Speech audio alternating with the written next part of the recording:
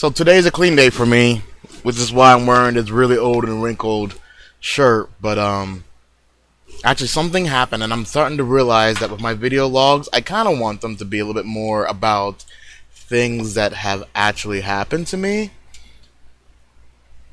rather than a soapbox for me to say one thing or another.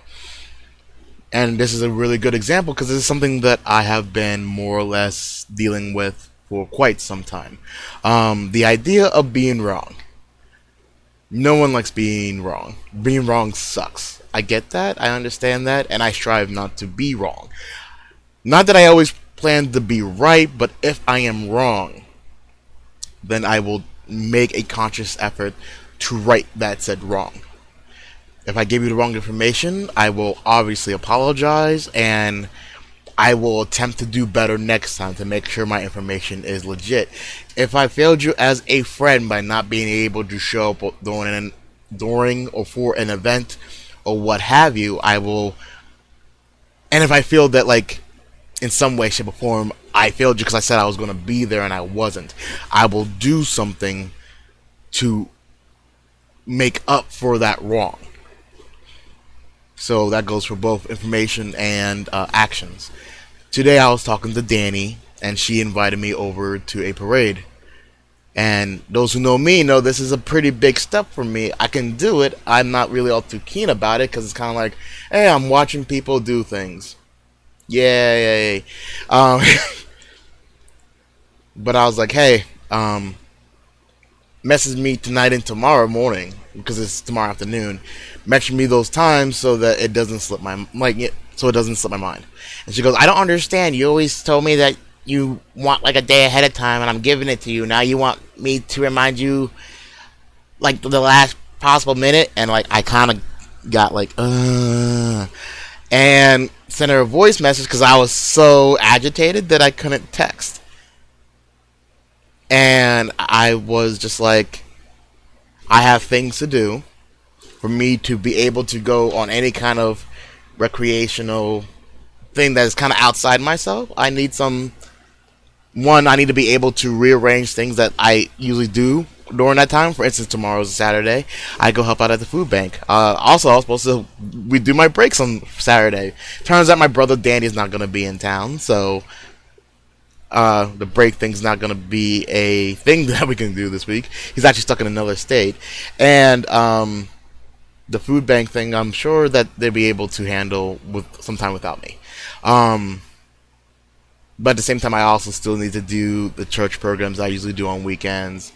And I just want to make sure that I'm presentable and that I am mentally, emotionally, and physically ready to be able to handle. And that might seem like a lot for you regular folk, but like, alright, for instance, if I go out and my girlfriend has a tendency of doing this quite often, she won't look at the weather forecast, and when she will get to said place, you'll be like, oh crap, it's raining. It's like, oh, didn't you look at the weather forecast? No. Well, you didn't prepare physically for that.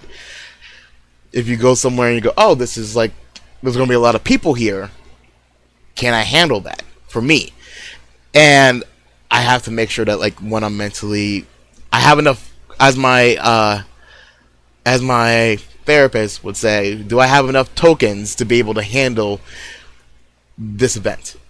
So I need to make sure that I accumulate enough personal and mental tokens to be able to kind of go, don't flip out. There's a lot of people here. Some people are jackasses. Some people are nice. Some people are, disgusting to look at. Some people are looking at you. Other people are minding their own business, and other people are just being friendly. You cannot flip out, and that requires a certain level of preparation. So, on top of all the physical things I need to do, not just for the event, but also like the things I usually do.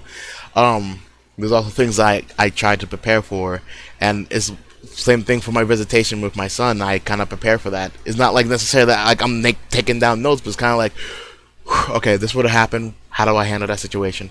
If he says this, what's the proper mindset to be able to handle? Oh, I don't want to talk. All right, buddy, you don't want to talk. Like, it's just the idea of being prepared. Because I have learned that better things happen when I'm prepared than when I'm just thrown into things, and it helps me be naturally prepared for whenever things just happen. So even though something that I am not prepared for happens, I have enough experience in handling any like a vast, diverse scenarios. I'm able to kind of like handle certain things. So, granted, it doesn't mean that I don't prepare anymore, but I still try. So, but it took me a while to kind of realize, crap, I might have been a little bit harsh on Danielle, and that I need to apologize, because when I realized I do wrong, the right thing to do is to first of all apologize for the thing that you've done wrong, so that both you and the other party understand that you understand what it is, so that if it happens again, you're more prepared for it. You can handle it. So I apologized, and I was like, hey, I'm sorry if I was a little bit stressed, because she was like, I don't understand, and she said it a couple times, so it wasn't like an accident, and it wasn't like a fluke it wasn't like a blonde moment.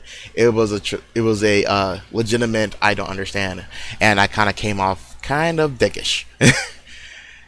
But I did apologize, and I was like, I'm sorry. And I explained to her a little bit more in detail, okay, this is why I am asking you to remind me both on later on tonight and tomorrow morning, just to make sure nothing else has popped up, make sure something hasn't slipped my mind, make sure this hasn't slipped my mind, and make sure that it's still something that I can, you know, manage, And I wanted to make this video to show that being able to admit.